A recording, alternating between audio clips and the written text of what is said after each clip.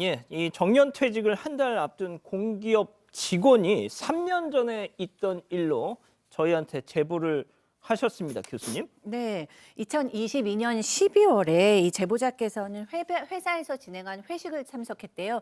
그런데 이 회식이 대규모 회식이었다고 합니다. 그러니까 연말이기도 했고 신입사원들도 있고 뭐 겸사겸사 열렸는데 이날은 이팀 직원뿐만 아니라 구내식대 영양사님, 조리사 아주머님들까지 다 참여를 하셨대요. 그런데 이 회식에서 일어난 사건으로 지금까지도 억울한 시간을 보내시고 계시다고 합니다.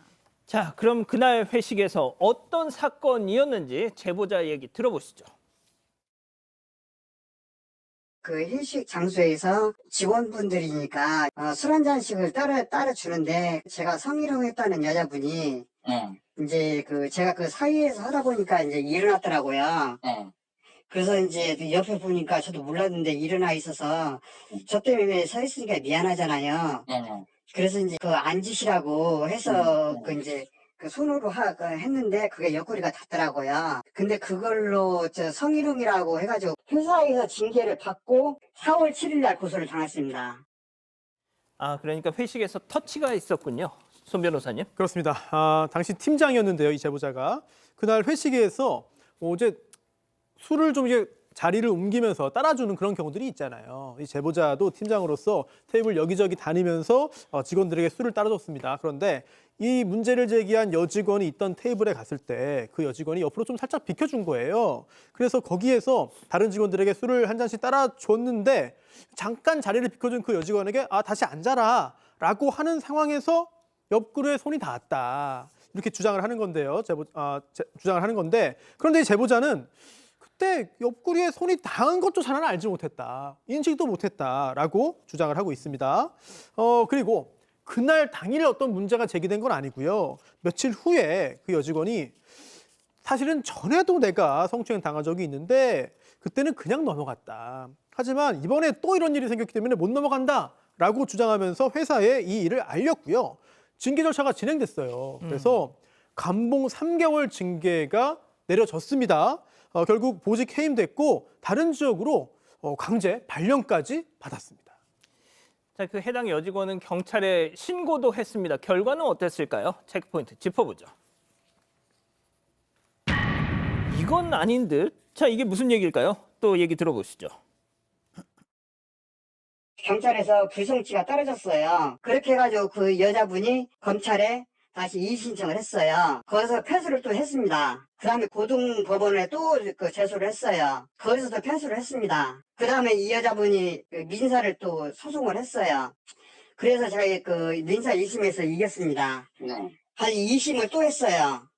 그 2심에서도 제가 이겼어요. 그래서 변호사비를 다 받았습니다. 일단 법적인 판단으로는 앞서 보신 그 제보자의 행동, 성추행은 아니다. 맞습니다. 두 가지 다 했어요. 일단은 형사 고소를 했어요. 제보자를 강제추행죄로 고소를 했는데 경찰에서도 뭐 무혐의, 불송치. 그래서 검찰에서 결국은 불기소 결정이 났고요. 그렇게 되니까 또다시 민사소송을 진행을 했다고 합니다. 손해배상 3,400만 원 달라라고 요구를 했는데 마찬가지로 법원에서 기각 결정이 떨어졌습니다. 이유는 그런 거예요. 두 가지 정도 사건인데 일단 엘리베이터에서 자기 어깨에 손을 올렸다 이렇게 주장을 했던 부분인데 경찰이나 검찰, 법원에 좀 확인을 해보니까 CCTV 확인해도 이 장면을 찾을 수가 없었기 때문에 이 부분은 혐의가 없고요. 또 두 번째, 회식 장소에서 제보자가 내 허리를 감쌌다라고 했던 부분, 경찰, 검찰, 법원에서는 뭐 그거가 닿는 거는 보였는데 요게 일반적 상식에서 성추행은 아니다. 그냥 성적 의도를 갖고 한 행위는 아니라고 판단을 내린 것입니다.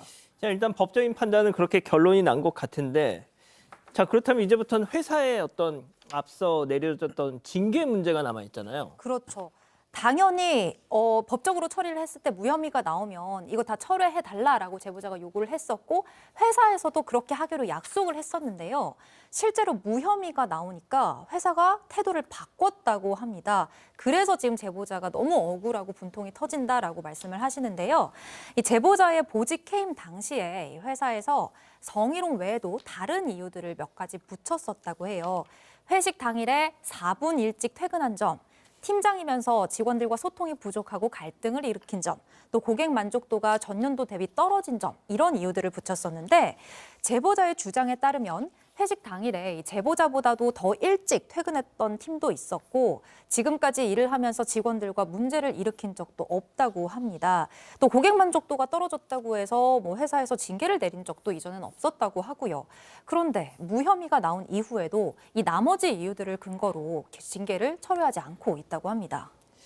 자, 그리고 지금 또 회사의 어떤 이런 결정 뒤에는 해당 지역 지사장이 영향을 끼쳤을 것이다. 뭐 이런 주장도 제보자가 하고 있는데 이 내용은 어떤 걸까요? 네, 이 제보자는 현재 해당 지역의 공기업을 관할하고 있는 지사장이 어느 정도 관여되고 있다는 것 같다라고 이제 추측을 하고 있다고 합니다. 왜냐하면 이 제보자의 지사장과 제보자는 좀 갈등이 있었대요. 업무상 갈등이 있었고 원래는 다른 회사였는데 이 지난 정부에서 공기업의 하청업체를 직접 고용하다 보니까 같은 회사가 됐다고 합니다. 이 갈등뿐만 아니라 이 제보자 주장에 의하면 과거에도 이 지사장은 제보자가 비슷한 행동을 했다라고 하면서 확인되지 않은 행동 내용을 해당 여직원한테 이야기했고요. 같은 내용을 또 다른 여직원들에게도 전한 적이 있다고 합니다.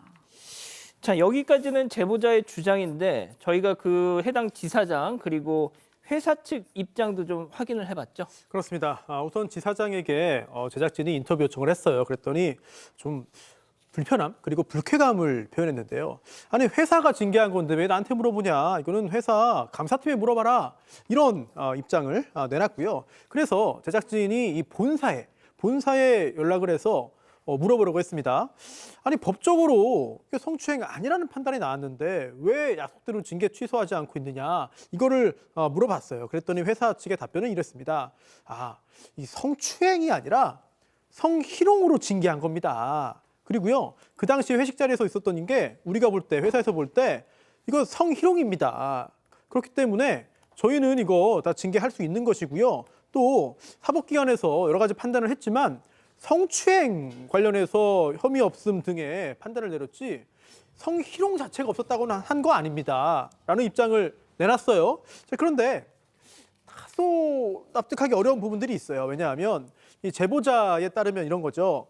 민사소송도 있었잖아요. 예. 그리고 제보자가 다 이겼는데 이 판결문에 성희롱으로 볼 수 없다는 내용이 있다는 거예요. 만약 그렇다면 이 회사 관계자의 조금 전 설명드린 그 해명이 앞뒤가 좀 맞지 않을 수 있다 이런 생각이 들거든요. 제보자는 이 회사의 이 해명을 듣고는 이게 무슨 말장난이냐 이런 이런 생각으로 분통을 터뜨렸고요.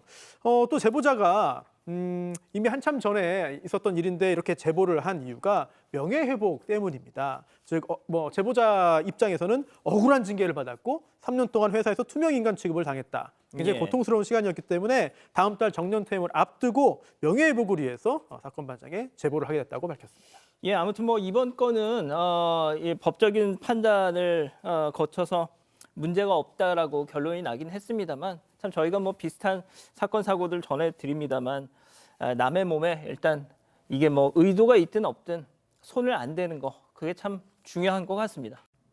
제보하실 게 있다면 사건 반장. 가족 여러분의 진짜 이야기를 듣습니다.